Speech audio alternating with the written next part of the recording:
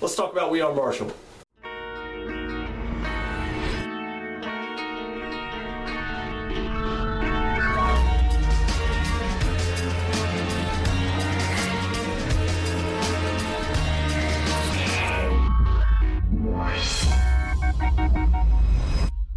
We Are Marshall. It's strange to think that even though this film takes place in the 70s, that chant actually derives from the 80s. Okay, I'd like to make a point here that this is going to be a review that doesn't gripe about the historical inaccuracies. Besides, there are a lot of other things I need to bring up about this film. The film is directed by Mick G, or MCG, who before had directed the film classics known as the Charlie's Angels films. The film stars Matthew McConaughey, Matthew Fox, Anthony Mackie, Kate Marla, Ian McShane, and David Strathairn. I'd like to make a point right now and say that the acting in this is fine. A lot of people, especially from the Huntington area, kind of complain that Matthew McConaughey seemed a little too over the top and energetic, but I found his character fine. His character is very energetic. He wants to get this program back up off the ground and running again. If you don't know by now, We Are Marshall is based on the tragic 1970 plane crash that took the lives of the entire Marshall football team, coaches, staff, boosters, and even some fans. When this happened, there was a massive debate as to whether or not to keep the program alive, as some people wanted the program to keep going and others wanted to halt the program out of respect for those lost. Being based in Huntington, West Virginia, I can already tell you a couple things that a lot of people griped about when it came to this film.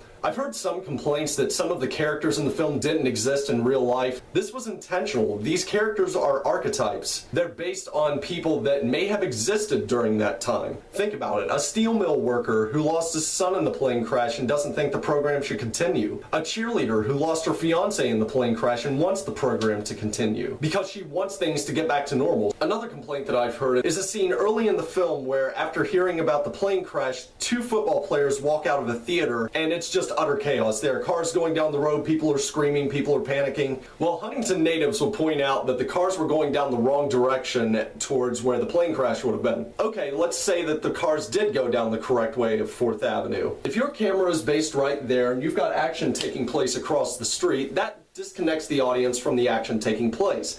Now, if you have cars zooming right by the camera, everything's taking place right in front of the audience, that draws them in closer. This was intentional. So, good job, McG. Well done. Did I just say that out loud? Good job, McG. Overall, what did I think of We Are Marshall? It was okay, but that was the problem. It was just too okay. It was by the numbers. The whole film could have encompassed the ethical debate as to whether or not to keep the football program running at Marshall, but instead it's just kind of taken care in the first third and they get the program back. Then all of a sudden, okay, now all we have to do is win a game and everything will be peachy. And what this ends up being is just a paint-by-numbers sports film. Nothing special, it's okay, and I think that's why it made about 2/3 of its budget at the box office. So what did you all think of We Are Marshall? Tweet me at Toasty Morrison or drop a comment on my website, toastydomain.com. More reviews, videos, and posts are on the way. Until next time, stay toasty.